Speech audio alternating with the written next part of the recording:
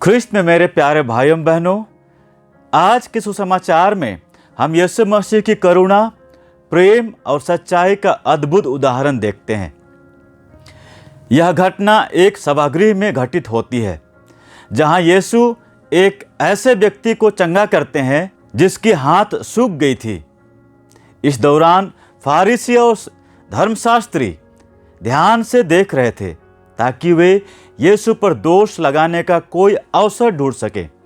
यह घटना केवल चंगाई की बात नहीं करती, बल्कि यह हमें सिखाती है कि ईश्वर का प्रेम हर नियम, परंपरा और कानून से ऊपर है।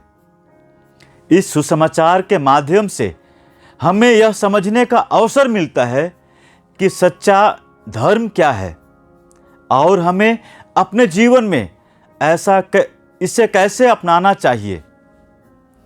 यह घटना यहूदी धर्म के धार्मिक नियमों और परंपराओं के बीच घटित होती है। यहूदी विश्राम दिवस एक ऐसा पवित्र दिन था जिसमें किसी प्रकार का काम करना निषेध था।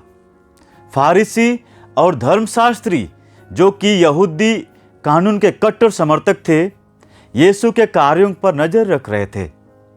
वे देखना चाहते थे कि क्या यीशु विश्राम दिवस के दिन चंगा करेंगे, ताकि वे उन्हें दोषी ठहरा सके। लेकिन यीशु ने इन बाहरी नियमों से परे देखा। उन्होंने ईश्वर के प्रेम, करुणा और दया को प्राथमिकता दी। यह घटना हमें यह सिखाती है कि नियमों का पालन तभी सार्थक होता है जब वे दूसरों की भलाई और ईश्वर के प्रेम को व्यक्त करते हैं। यीशु ने उसकी पीड़ा को देखा और उसे चंगा करने का निश्चय किया। वे जानते थे कि यह विश्राम दिवस है और चंगाई करना विवाद का कारण बन सकता है। फिर भी उन्होंने उस व्यक्ति को बुलाया और उसकी मदद की। यह हमें सिखाता है कि हमें अपनी करुणा को किसी भी सीमा या बाधा से नहीं बांधना चाहिए। दूसरों की पीड़ा देखकर हमें उनकी सहायता करने के लिए तत्पर तैयार रहना चाहिए, चाहे परिस्थितियां कैसे भी हों।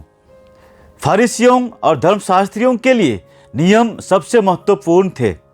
वे यह जानते थे कि नियमों का पालन करके ही ईश्वर को प्रसन्न किया जा सकता है। लेकिन यीशु ने दिखाया कि नियमों का पालन तभी सार्थक है जब वे प्रेम और दया के साथ किए जाएं। यीशु का यह संदेश स्पष्ट है। ईश्वर का प्रेम और दया हर नियम से ऊपर है। यदि कोई नियम में हमें दूसरों की मदद करने से रोकता है, तो हमें उस नियम पर पुनर्विचार करना चाहिए।